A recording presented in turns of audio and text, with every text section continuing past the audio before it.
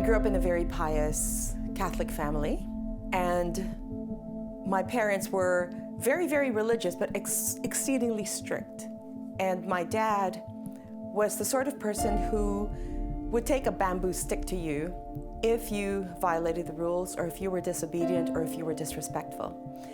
And one day my mom must have told him something, because when he came home from work, he told me, I was just 8 years old, and he says, "You come here and you kneel down," and he got the maid to pour raw mung beans on the pavement out in the sun, and raw mung beans feel like sharp pebbles, right? And he said, "Kneel on those beans." Then he went in and he grabbed his Florsheim shoes with wooden shoe trees inside them, and he said, "Now you hold these shoes and hold them like you're crucified while you're kneeling on the beans. But if you lower those shoes, you are going to get whipped." And as soon as my arms went down, out came his bamboo cane and he whacked me. If I had to imagine God as Father, then the only picture I had of Father was my dad. And if God was like my father, then it meant that he would hurt me to teach me a lesson. It meant that he would hurt me to discipline me and shape my character. It meant that he could not be trusted, and it meant that I was not safe with him. If God was like my father, I would forever live in fear. The change in the way I viewed God as Father took place over decades. It took a really long time. And it took me jumping into the New Age, where I realized, as Shirley MacLaine said, striding up Malibu Beach, I am God. And I got into the New Age largely because I thought, if I'm in the New Age, I have access to resources and power, which I don't have to get from God, which means I don't have to please anybody outside myself.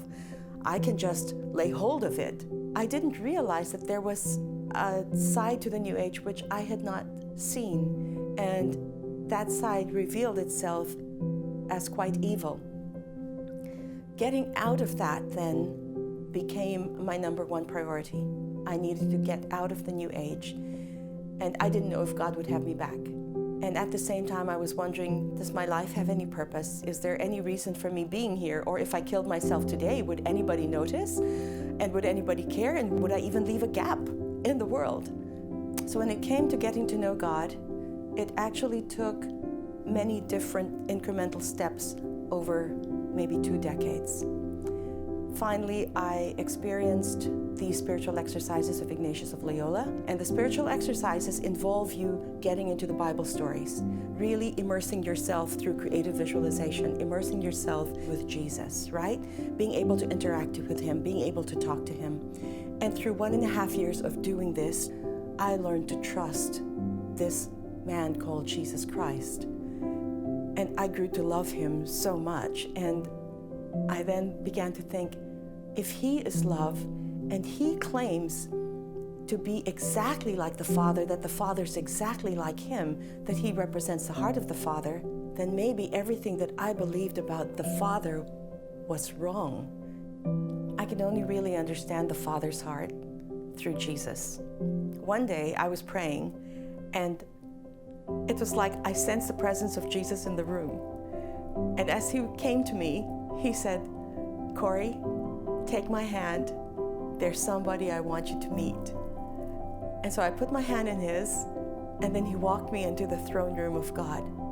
And God the Father stood up from his throne, and he rushed towards me, and he swept me up in his arms and hugged me and said, "I've waited a long time for this."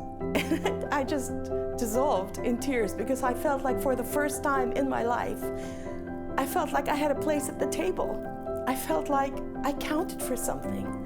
I felt like I was seen, that he didn't just see me as something to punish or shape or discipline or mold, but someone to love. He poured his love and his vision and his care and his excellence and his craftsmanship into creating me, into creating you. Therefore, the only one who can really tell me who I am is my Creator. And so I then said, who am I? Who am I to you? And I found his answers in the Bible. You are the apple of my eye. You are the one that I truly love.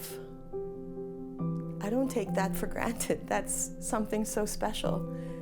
It means that He washed me clean, He made me right, and then He hid me in Father's heart. The peace that I have today comes purely from that knowing that no matter how volatile, angry, skeptical, disappointed, or upset I am, and show that hurt to God, and He's just always going to look at me with soft eyes, and He's always going to say, it's okay. I still love you. You're still mine. I'm never going to let go of you. You might let go of my hand, but I'm never going to let go of yours.